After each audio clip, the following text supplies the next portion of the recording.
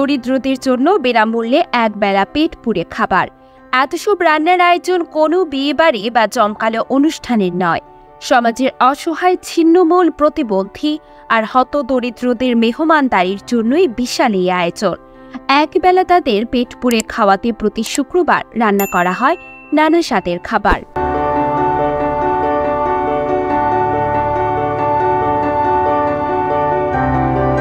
কোনো শুক্রবার বিরিয়ানি, কোনো শুক্রবার ইলিশ মাছ, কখনো গরু বা খাসির মাংস, পোলাও, ভুনা, খিচুড়ি থাকে খাবারের তালিকায়। শুক্রবার সকাল থেকে শুরু হয়ে যায় তোড়জোড়। বাজার থেকে টাটকা মাছ, মাংস, সবজি, চাল, তেল, মশলা কিনে আনা হয়। তারপর নিজেরাই কেটে ধুয়ে মশলা বেটে শুরু করেন রান্না।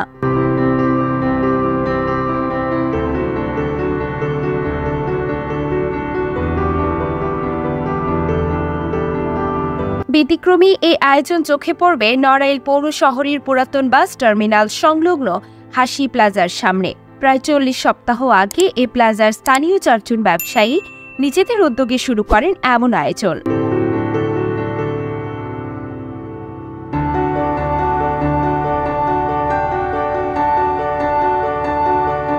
প্রতি সপ্তাহের শুক্রবার বেলা 12টা বাজতেই শহরের পুরাতন বাসটা টার্মিনালের সর্দার ডিপার্টমেন্টাল স্টোরের সামনে প্রায় 250 জন সুবিধা বঞ্চিত ও অবহেলিতদের মাঝে সুশৃঙ্খলভাবে পরিবেশন করা হয় খাবার।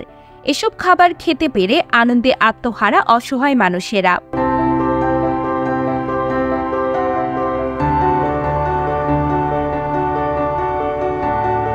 মহান আল্লাহর সন্তুষ্টির জন্যই মানবিক এই কার্যক্রম শুরু করেন বলে জানান আয়োজকেরা। এই মেহমানদারি বংশ পরম্পরায় চলমান থাকবে বলে আশা তাদের।